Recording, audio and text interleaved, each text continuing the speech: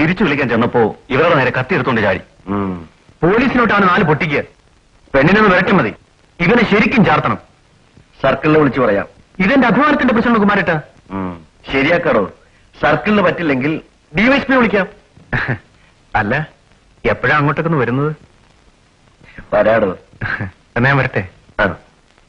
ഗോവിന്ദ, നീ നിൽക്ക്.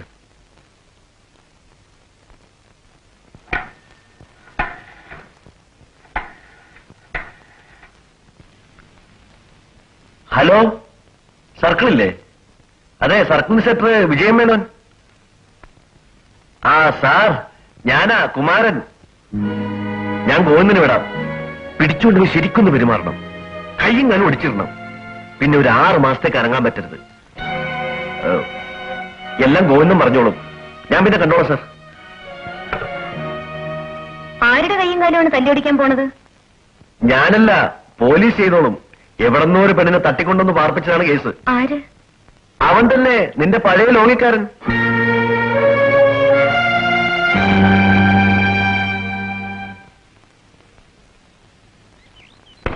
അതവിടെ ഇട്ടാ മതി. വെള്ളം കണ്ടിട്ട് എത്ര കാലായി. ചന്ദ്ര, ഇത് കൊടുക്ക്. മനുഷ്യരുടെ ഇടം നടക്കുമ്പോ നാറില്ലേ?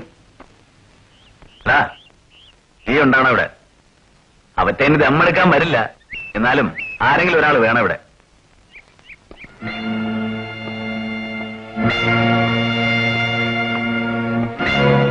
ആരാ കരണൻ? ഞാൻ തന്നെ. ഇവിടെ ആരൊക്കെയുണ്ട്? ഞങ്ങളൊക്കെ തന്നെ. ആരാ ദേവയാനി?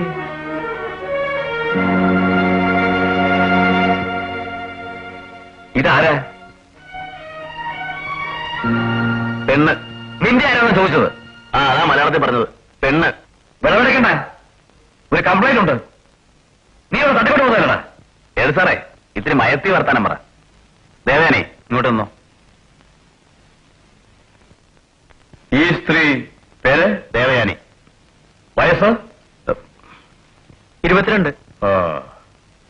ഈ വീട്ടിൽ വരാൻ കാരണം അവൾക്ക് ഇഷ്ടമായിട്ട്. നീയുമായിട്ടുള്ള ബന്ധം? ഭാര്യ. എല്ലാവരും സ്റ്റേഷനിൽ നിർത്തും സാർ. വാറണ്ട് ഉണ്ടോ? വാറണ്ട് കൊണ്ട് വരുന്നുണ്ട്. പിന്നെ അവിടെ കിട്ടും എല്ലാറ്റിനെയും.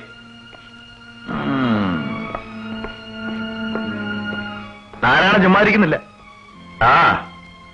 ആവശ്യത്തിനുള്ള നിയമമൊക്കെ എനിക്കും അറിയാം. അങ്ങനെ അങ്ങോട്ട് കേസെടുക്കാൻ പോയാ ഇത്തിരി ഞെരുങ്ങും.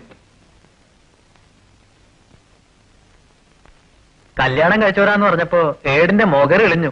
ചേച്ചി കണ്ടോ? കരുണേട്ടന്റെ അടുത്തുനിന്ന് അവര് കളി പഠിക്കണം. ഇനി ആ നാരായണന്റെ ആൾക്കാർ ആരെങ്കിലും വന്നാലും അത് തന്നെ പറഞ്ഞാ മതി. കരുണേട്ടന്റെ ഭാര്യയാണെന്ന്. അതാണ് കളി. ചേച്ചി, നിങ്ങൾ രണ്ടാളും ശരിക്കും അങ്ങോട്ട് കല്യാണം കഴിച്ചാൽ എന്താ? പിന്നെ ആരും തകരാറിന് വരില്ലല്ലോ. നിനക്ക് പ്രാന്താ. മിണ്ടാണ്ടിരുന്നു ഒരു ഭാഗത്ത്.